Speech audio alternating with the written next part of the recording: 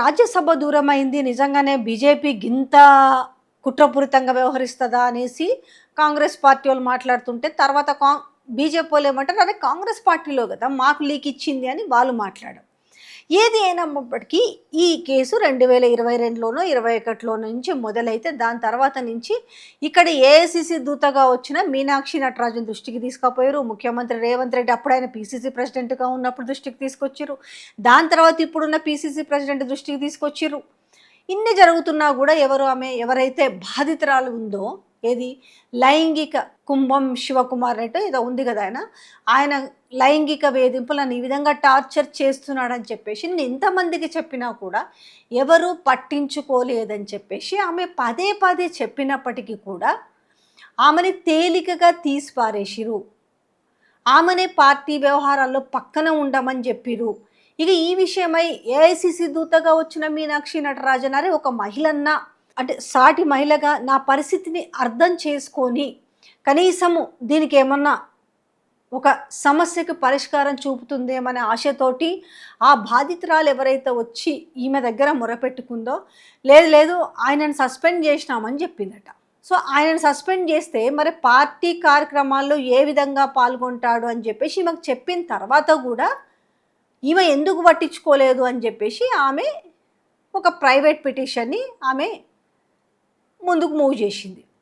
ఈ విషయంలో గనక ఆ రోజే చర్య తీసుకొని ఉండుంటే, ఆమెకి ఏంటి అని పిలిచేసి ఆమె సమస్యని కనుక సాల్వ్ చేయగలిగి ఉండుంటే ఈరోజు నిజంగానే ఇవాళ రేవంత్ రెడ్డికి ఒక అస్త్రంగా దొరికేదా?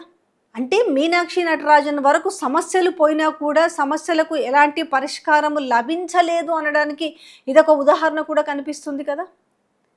ఇక్కడ సమస్య చెప్పుకుంది ఒక మహిళ, ఎక్కడో బయటి పార్టీకి సంబంధించిన వ్యక్తి మీద కాదు కదా ఆరోపణలు.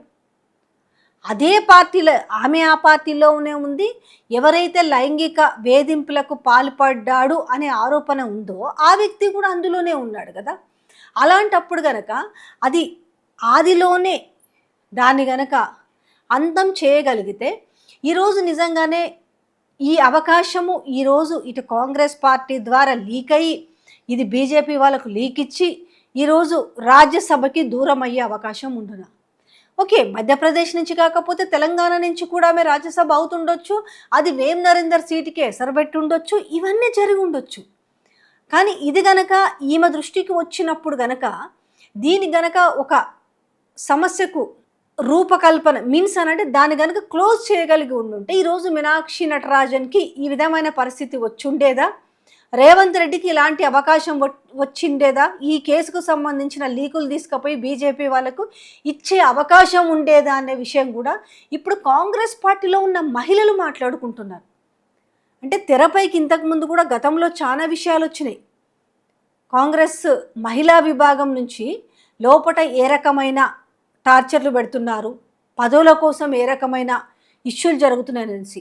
ఎందుకంటే అవన్నీ నిజమని చెప్పడానికి ఈరోజు పదవుల కోసము పైసలే కాదు అంతకు మించి ఇక్కడ జరుగుతుందనే విషయం గతంలో కూడా ఇండైరెక్ట్గా లీకులు ఇచ్చేసి కొన్ని మామూలు పీడిఎఫ్ పత్రికలో రాపించుకున్న వైనం కూడా ఉంది. ఎప్పుడు ఇది ఆమె సునీతారావు మహిళా ప్రెసిడెంట్గా ఉన్నప్పుడు ఇదంతా ఒక రచ్చ కూడా జరిగింది.